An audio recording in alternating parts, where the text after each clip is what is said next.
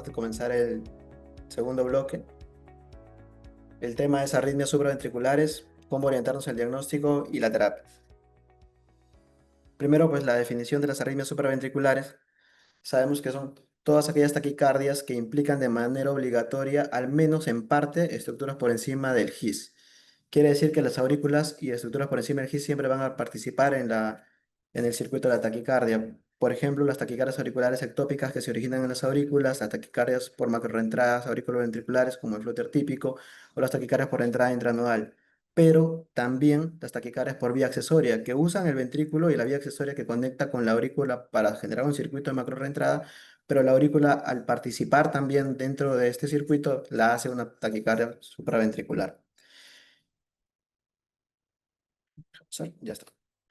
Y bueno, la definición de taquicardia supraventriculares más bien es una definición fisiopatológica.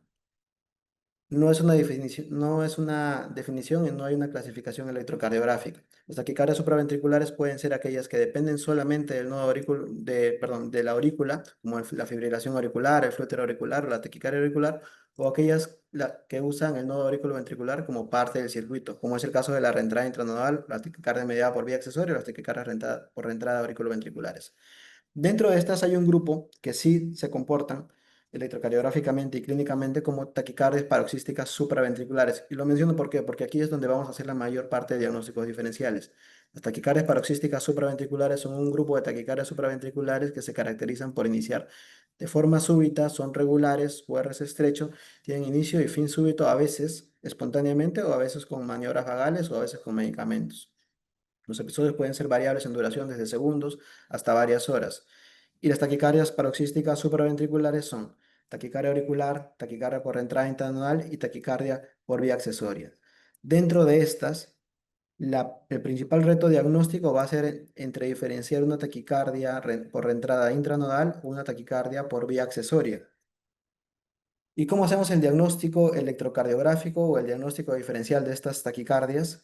Pues nos va a llegar un electrocardiograma con una taquicardia, QRS estrecho, regular, donde no vamos a estar seguros si vemos o no vemos la onda EP. Y precisamente este taller de electrocardiografía es para poder ofrecerles detalles y consejos de qué cosas podemos buscar y dónde podemos buscar para llegar al diagnóstico.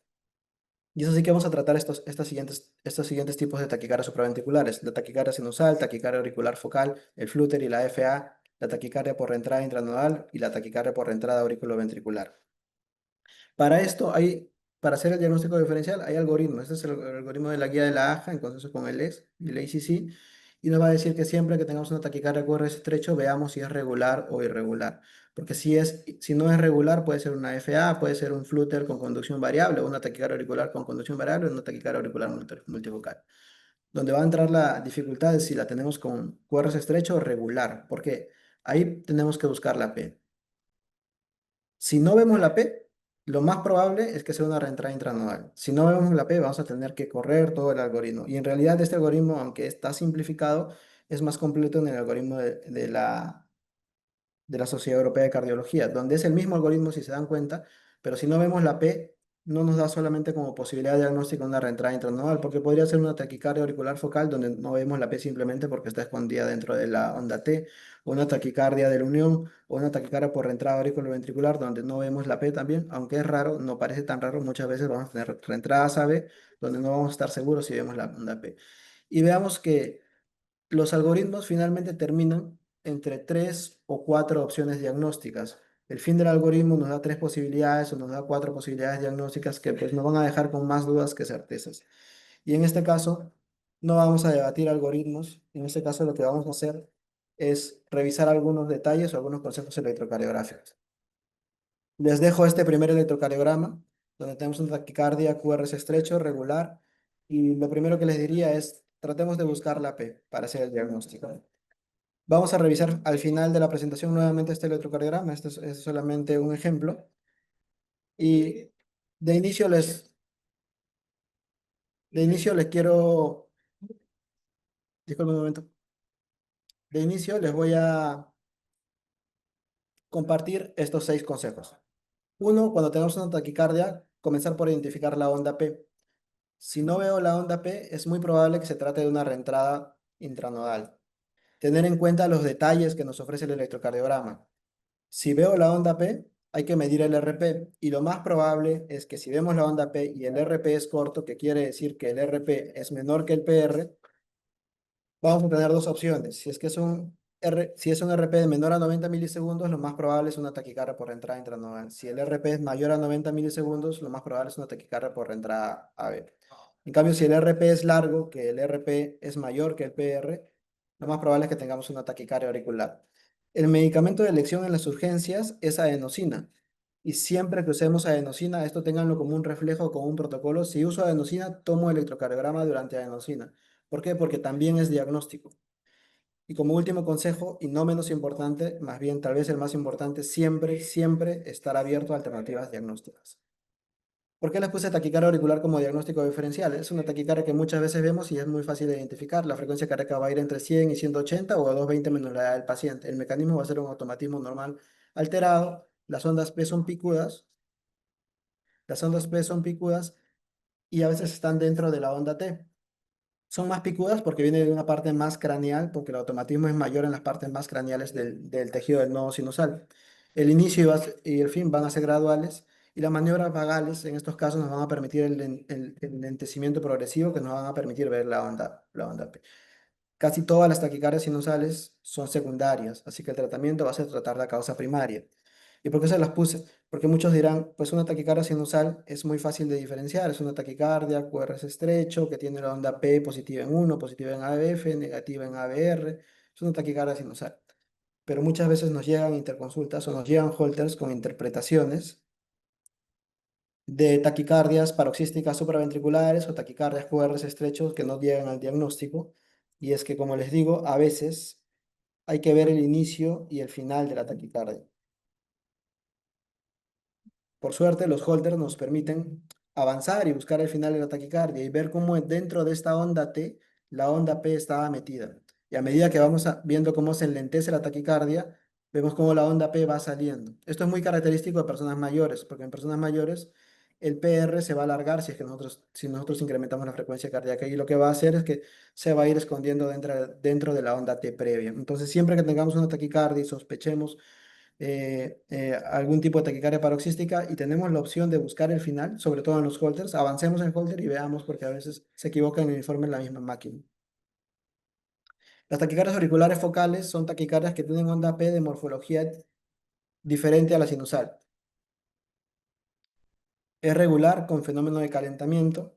La longitud de ciclo auricular tiene una variabilidad mayor al 15% y esto es muy importante para hacer el diagnóstico diferencial de los flúter auriculares. El inicio y fin es gradual o súbito. Las maniobras vagales pueden enlentecer progresivamente y la adenosina produce un bloqueo del nodo AB y puede evidenciar las ondas P. Algunas pueden parar con adenosina también, como en el caso de las taquicardias auriculares que son por actividad desencadenada y no quiere decir que no sea una taquicardia auricular.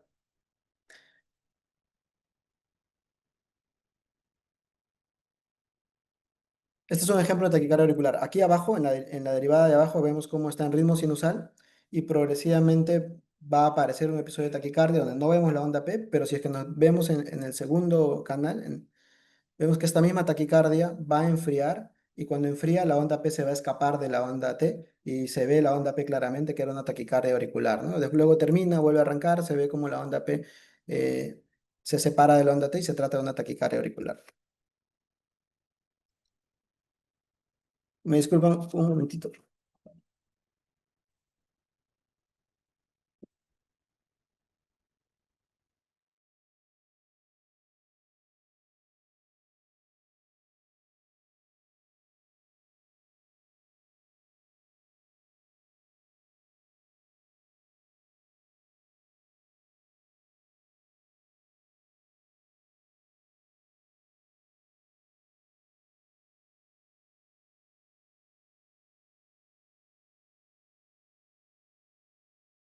Ok.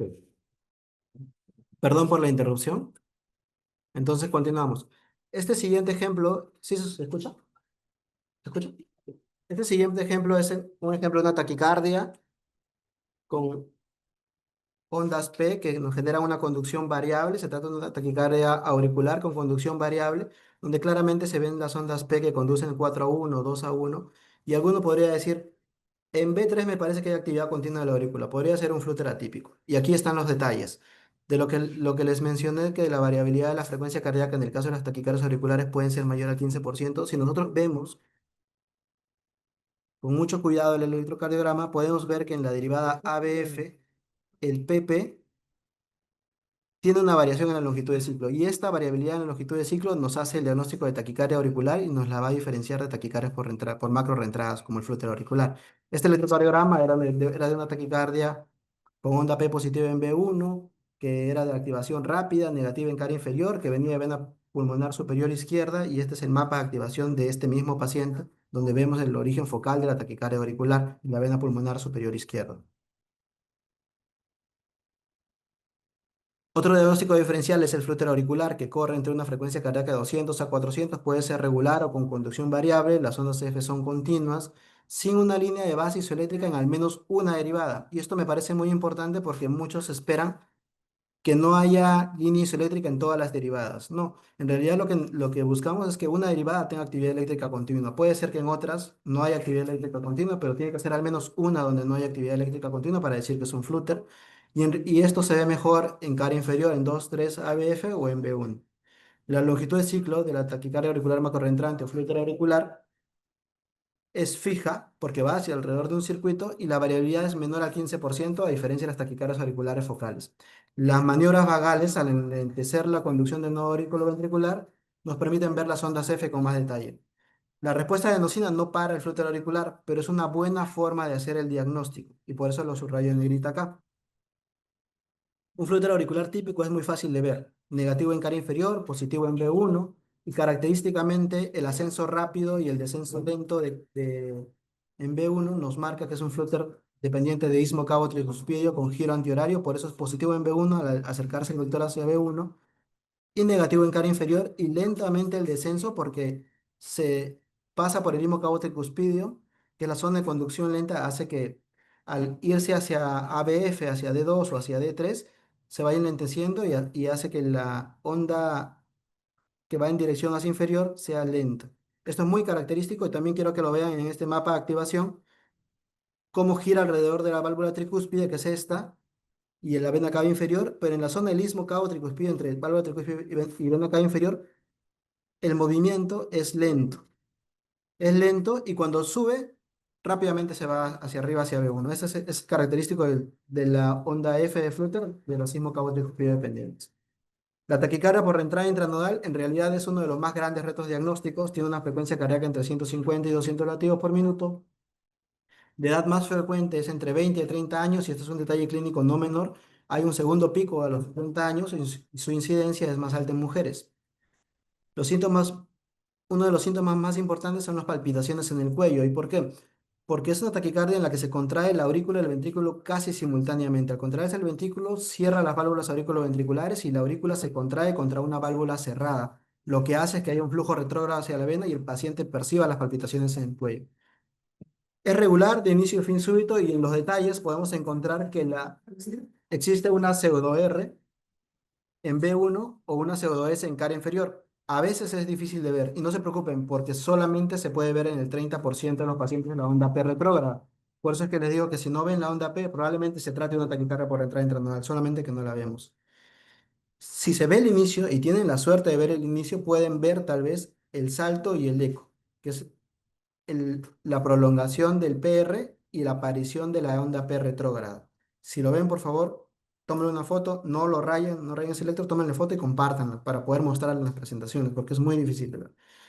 Las maniobras vagales pueden generar un fin súbito, pero también pueden no tener efecto. La respuesta de enosina produce un fin súbito y termina característicamente en onda P, la taquicardia por entrada intranodal típico. Para la reentrada intranodal tenemos un sustrato, tenemos que tener una zona de bloqueo en el centro, un bloqueo de conducción unidireccional y un trayecto de conducción lenta y un desencadenante.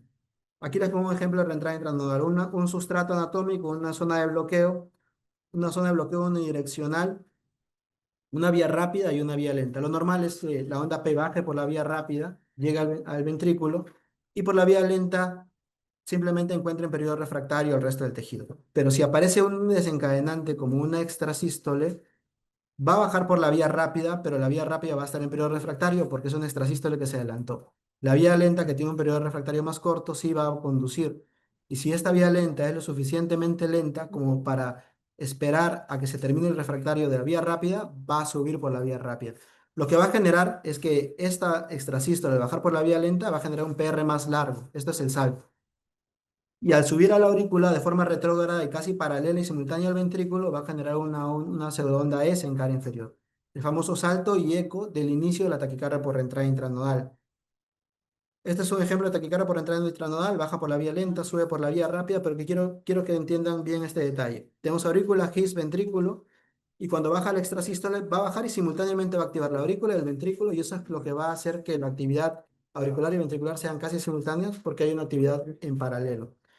Este es un ejemplo de un paciente donde tenemos un catéter en el seno coronario y este catéter en el seno coronario va a censar la actividad auricular, lo que sería la onda P, que a veces no se ve en el electrocardiograma. Arriba tenemos a B1, un PR, tenemos otro PR y una extrasístole que baja por una vía lenta, por eso es un PR más largo hacia el siguiente QRS y un eco.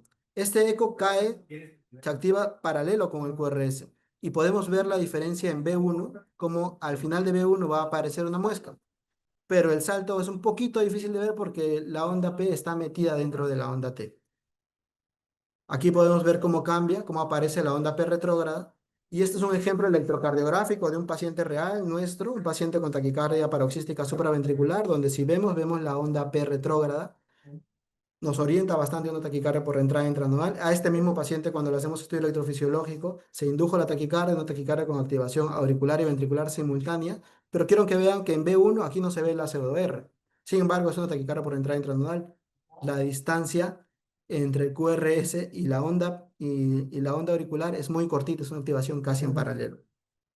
A veces sí tenemos la suerte y podemos documentar el inicio de la taquicardia. Si vemos el inicio de la taquicardia, pues les decía, existen estos detalles que a veces se pueden ver, van a ser patognomónicos y diagnósticos. Este electrocardiograma es cortesía de la doctora Ana Cecilia González, donde vemos los primeros 3 latidos antes del inicio de la taquicardia, el PR, el PR normal y esta extrasístole que adelanta el siguiente latido va por un PR largo. Y con esto arranca la taquicardia y ven acá arriba en B1 como la onda P retrógrada representa una pseudo R. Este electrocardiograma no tienen que hacerle mayor análisis con esos datos, con esos detalles, el salto, el eco, la onda P retrógrada en B1. Esta es una reentrada intranodal. En el estudio electrofisiológico les va a coincidir con una reentrada intranodal. Es muy bonito este electrocardiograma. Si pueden, captúrenlo en este momento porque voy a pasar. El siguiente es la taquicardia por reentrada auriculoventricular. La taquicardia por reentrada auriculoventricular no tiene una activación paralela, sino en secuencia. Baja hacia el ventrículo por el nodo auriculoventricular y sube por una vía accesoria retrógrada. Muchas taquicardias por entradas auriculoventriculares no están preexcitadas. La preexcitación es cuando la vía accesoria tiene conducción anterógrada, pero hay vías accesorias que solamente conducen retrógradas, se llaman vías ocultas. Al conducir solamente retrógradas, sí pueden producir una taquicardia por reentrada auriculoventricular, que es una reentrada ortodrómica, que usa el sistema de conducción y sube por la vía. Sin embargo, en sinusal nunca la vamos a encontrar preexcitada y nos va a generar la duda. Las características de la taquicardia por entrada auriculoventricular es que aparecen en las frecuencias cardíacas de 150 o 250, suelen ser algo más rápidas que las taquicardias por entrada intranodales. La edad de presentación es menor en menores de 30 años porque estas vías sí las tienen desde el nacimiento de los pacientes, a diferencia de las reentradas intranodales que son circuitos electrofisiológicos que se van a ir desarrollando con el paso del tiempo. Las características electrofisiológicas de la vía lenta se van a ir adquiriendo con el paso del tiempo. A veces hay pacientes pediátricos que tienen entradas intranodales, pero no es lo más frecuente. Las ondas P retrógradas sí van a ser unas ondas P más lejanas porque no se activan en paralelo, sino en circuito, y el RP, si vemos la onda P, va a ser mayor a 90 milisegundos, aunque a veces también puede ser difícil de ver.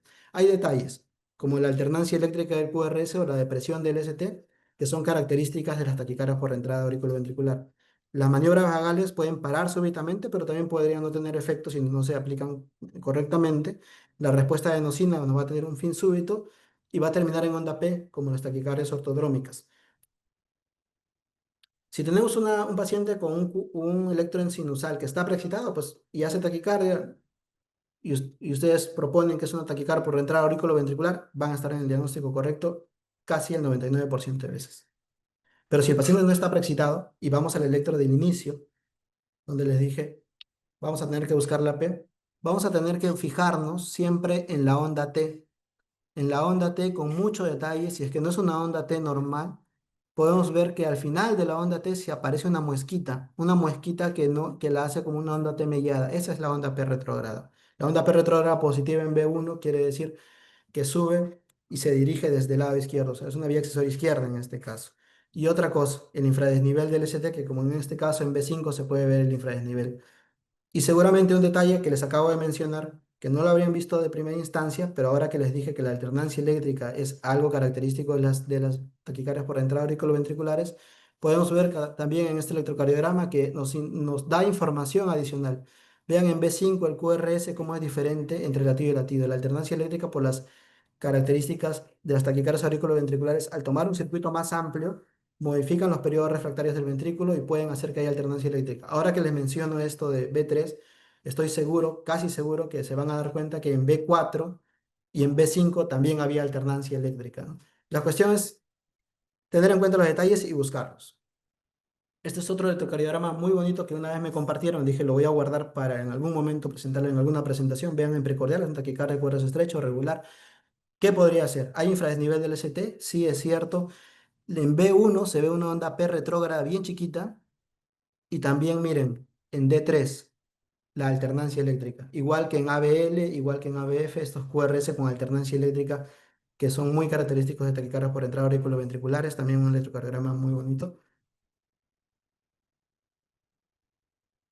Y por último, para terminar, la respuesta de adenosina también es un diagnóstico. Si nosotros tenemos una taquicardia QRS estrecho regular y el tratamiento en el momento agudo es adenosina endovenoso, hay que ver qué ocurre. Si no ocurre ningún cambio, lo primero que hay que pensar es que la dosis o la administración fue inadecuada.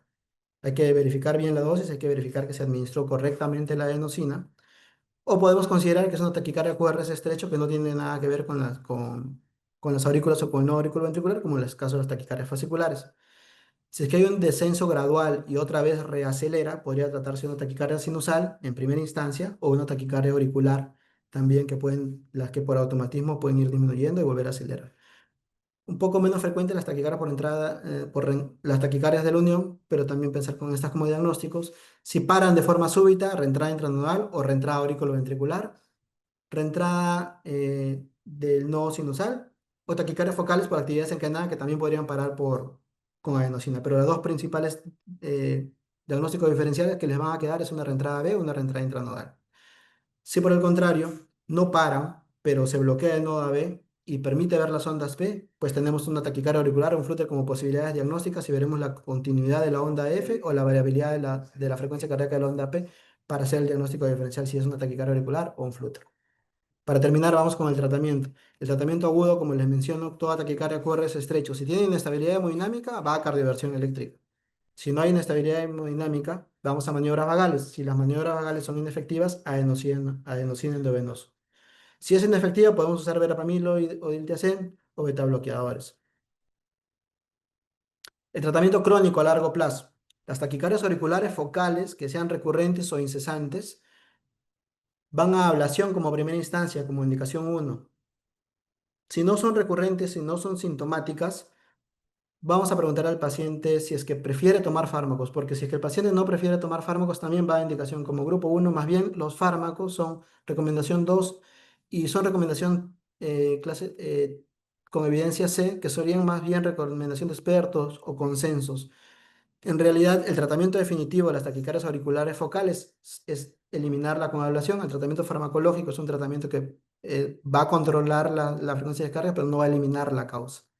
En el caso del flúter auricular, de la misma manera, si es sintomático o recurrente, si es ismocavo tricuspidio, dependiendo con las características que le mostré al inicio, va a ablación. Si no es ismocavo tricuspidio, si es un flúter atípico, también va a ablación, solamente que en centros con más experiencia.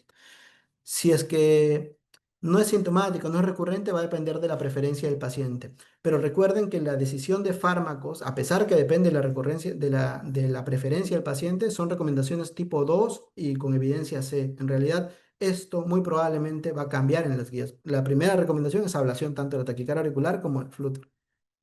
En el caso de la reentrada intranodal y la reentrada auriculoventricular, la taquicardia por reentrada del nodo auriculoventricular, las intranodales, si son sintomáticas, van a ablación también en primera instancia. Si no, Lo mismo, le decimos al paciente si prefiere tomar fármacos por el resto de su vida o si quiere ir a ablación, que es un tratamiento definitivo o curativo. En las taquicardias por vía accesoria, si es sintomática y recurrente, va a ablación. Si no, la guía nos dice lo mismo, ¿no? Vamos a preguntar al paciente si es que prefiere tratamiento farmacológico. Si el paciente no quiere tomar tratamiento farmacológico por el resto de su vida, va a ablación. En realidad, la indicación uno es ablación. El tratamiento farmacológico es una forma de tratamiento, pero no es el tratamiento definitivo.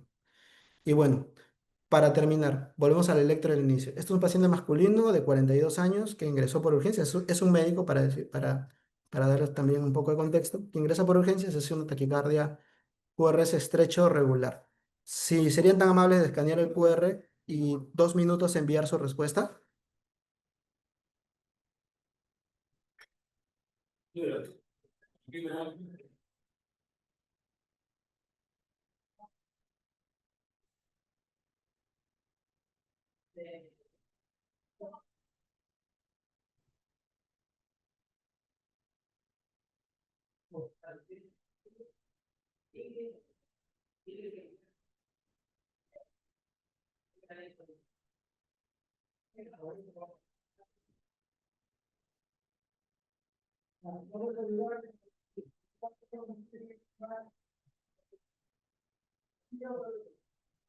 Ya está. Yo creo que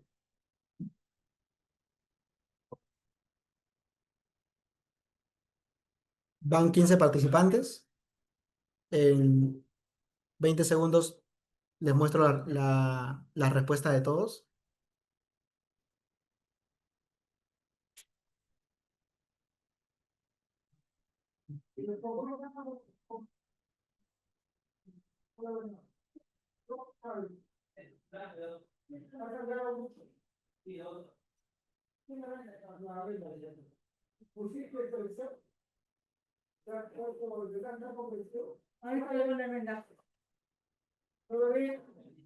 Valiente, valiente. Ya, ahí lo voy. Y no sé si me pueden confirmar si es que se me dejan ver, si pueden ver ustedes las respuestas.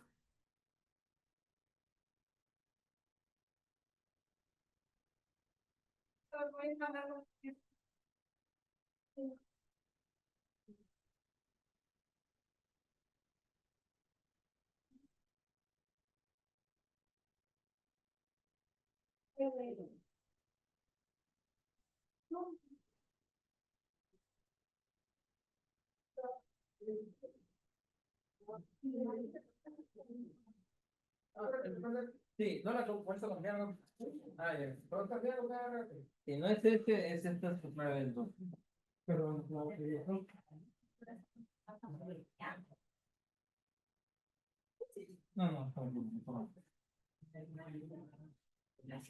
No, este. Bueno, Doctora.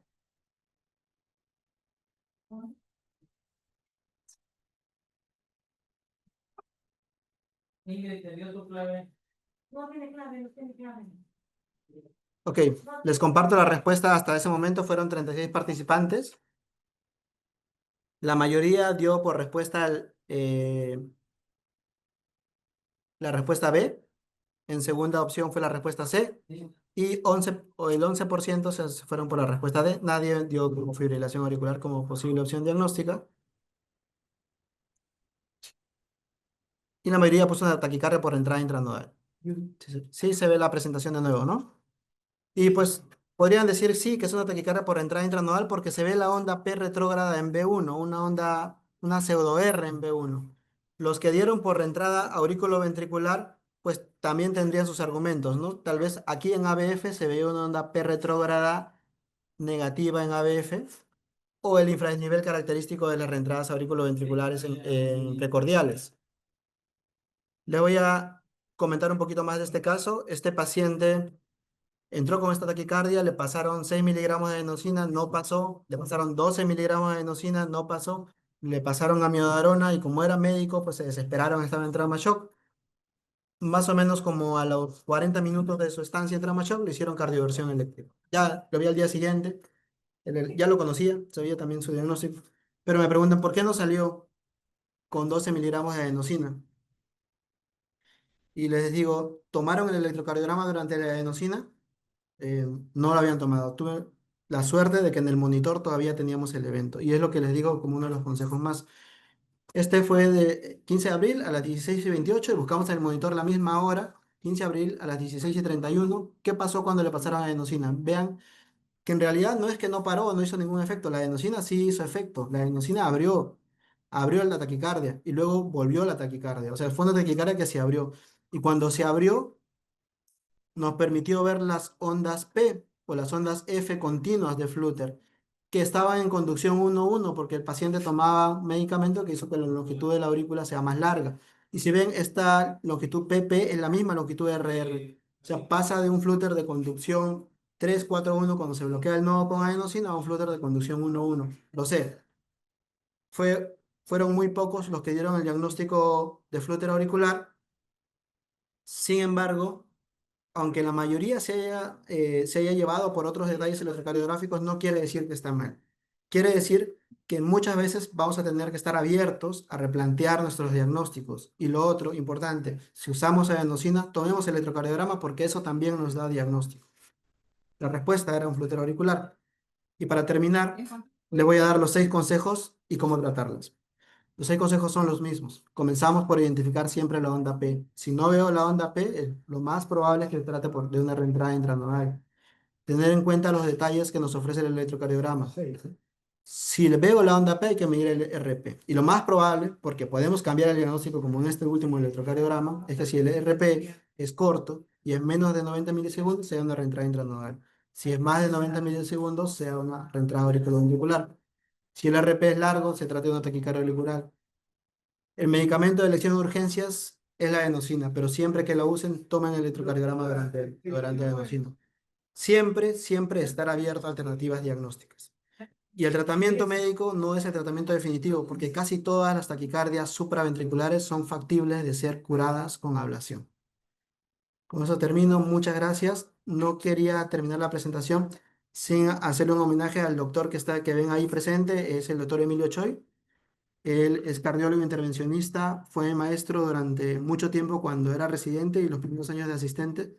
Me enseñó a poner marcapasos, pero sabía que mi deseo era ser electrofisiólogo, pero gracias a su aporte en el hospital fue que se comenzó a trabajar inicialmente con marcapasos y ahora haciendo ablaciones. Eh, Muchas gracias por su atención ustedes. Gracias, Miguel. Brillante presentación. Eh, Muy importante lo que nos mencionas como puntos finales para tener en cuenta, ¿no? Y acá aprovecho una de las preguntas que nos hicieron y Miguel, te robo unos minutos antes de la siguiente presentación.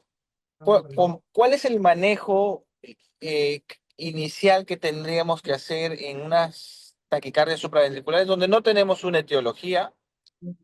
Ya nos hablaste sobre la adenosina como tanto diagnóstico y terapéutico, pero ¿qué nos dices del uso de amiodarona? ¿Realmente estaríamos haciendo bien considerando la amiodarona como primera opción o la tenemos que guardar para otros tipos específicos de arritmias?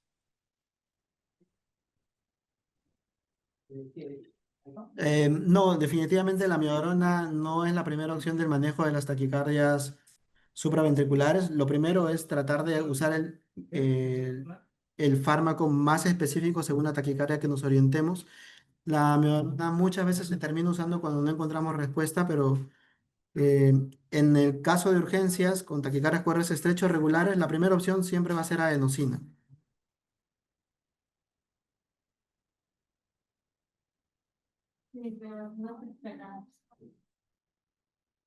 Aquí no, pues, aquí no sales la segunda puerta.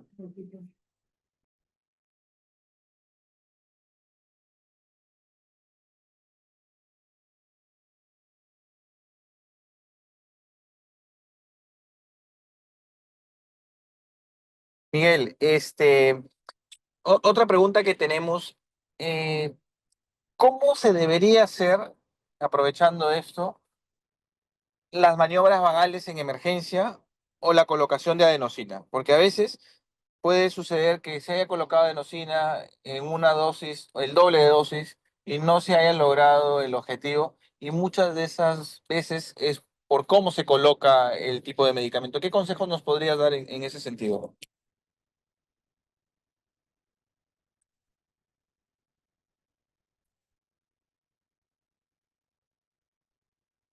Tu micro, Sí, ya está. Gracias. Sí.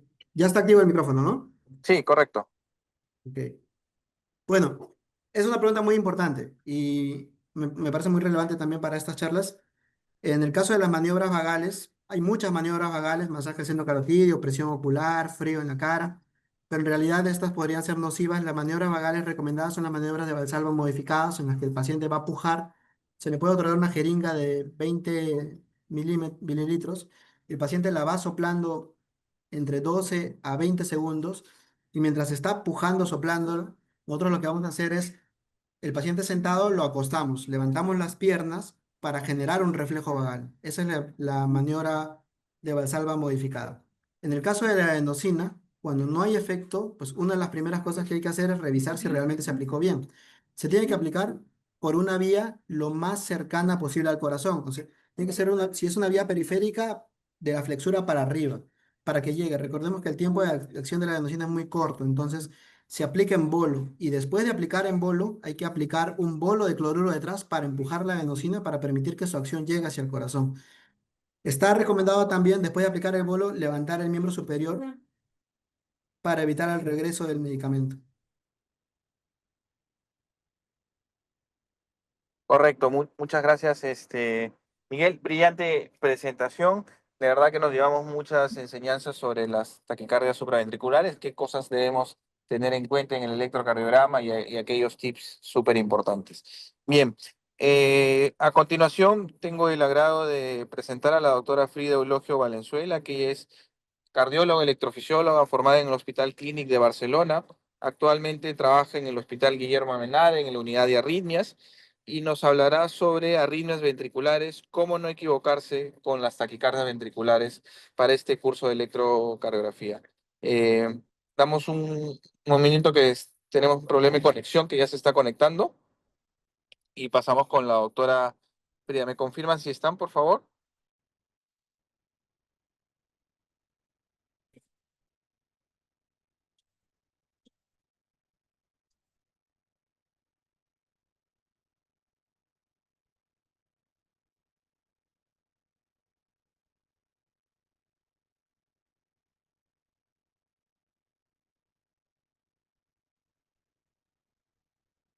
Bien, perfecto. Vamos a esperar un minutito que estamos teniendo problemas en conexión con la doctora mientras seguimos respondiendo las preguntas del chat. Acá hay una donde nos ponen en un paciente con taquicardia supraventricular cardiovertido con adenosina que presenta posteriormente extrasístoles auriculares, ¿cuál sería el manejo más adecuado? Las extrasístoles supraventriculares es muy frecuente tenerlas post colocación de adenosina o inclusive cuando se revierte algún tipo de taquicardia supraventricular. Y el manejo de estas extrasístoles supraventriculares no van a ser en un contexto agudo, la vamos a hacer de manera crónica y vamos a tener que valorar varias cosas. Dentro de ellos es la sintomatología que pueda tener el paciente. La carga de extrasístole también es importante en las supraventriculares. No hay un número definido como en las ventriculares que nos habló el doctor Mendoza en el Holter de un 10%, pero un paciente con una carga más del 3 o 5% de supraventriculares que sean sintomáticas y podamos identificar el foco por la morfología de la onda P, pueden ser potencialmente tratables, inclusive con procedimientos invasivos, ¿no? Pero a veces la primera opción es fármacos y todo eso lo vamos a ir valorando de forma ambulatoria, ya sea con la cantidad de extrasístoles o los síntomas que pueda tener la paciente. Vamos a ver algunas otras preguntas.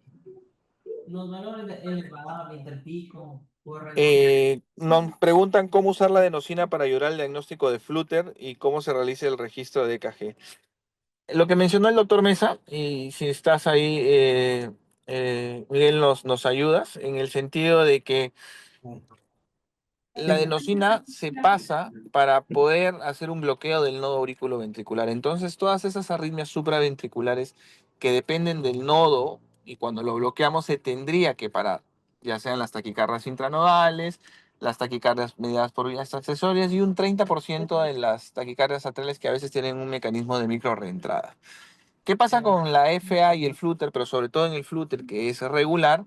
lo que hacemos es que bloqueamos el nodo, los intervalos RR se van a prolongar y entre los intervalos RR nosotros vamos a poder valorar las ondas de Flutter y ver la morfología de las ondas de Flutter para poder definir frente a qué tipo de Flutter estamos, ¿no? Entonces, en ese escenario, lógicamente no va a revertir, como mostró el ejemplo el doctor Mesa, la taquiarritmia, pero lo que sí va a suceder es que nos va a permitir dar el diagnóstico en este escenario porque ya abrimos los intervalos RR y nos permite justamente determinar esa parte de la taquiarritmia como el flujo. Buenas noches. En ese caso, lo que les recomendaría y les pediría bastante que sí lo hagan es que cuando van a pasar a adenosina porque piensan que es una TPCB, a pesar de que sospechen que es una TPCB como vieron en el ejemplo, finalmente era un flúter auricular, lo que hacemos es, cuando tenemos al paciente listo para pasar la adenosina, le ponemos las derivadas de miembros. Si se pueden todas las derivadas, pero por lo menos las derivadas de miembros y comenzamos a hacer un D2 largo cuando se inicia el paso de adenosina. La acción de la adenosina es muy rápida, 5 segundos y se va el evento. Entonces, durante ese dedo largo, vamos a capturar la acción de la adenosina. Si para súbitamente la taquicardia, lo más probable es que sea una reentrada B o una reentrada intranodal. Pero si no era ninguna de esas, era una taquicardia auricular o un flúter auricular, lo que se va a permitir es ver las ondas P o las ondas F con un bloqueo AB que no va a mostrar QRS hasta después de muchos latidos. Entonces, la recomendación es tomar un dedo largo en el momento que se inicia el paso de la adenosina y en el momento del efecto se va a poder capturar el resultado.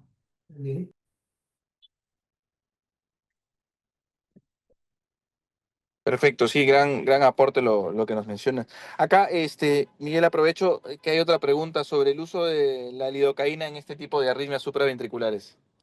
No, en taquicardias supraventriculares no está recomendada el uso de lidocaína. De hecho, en taquicardias ventriculares solamente nos ayudaría si es que la causa de la taquicardia ventricular es isquémica, entonces no es una opción la lidocaína.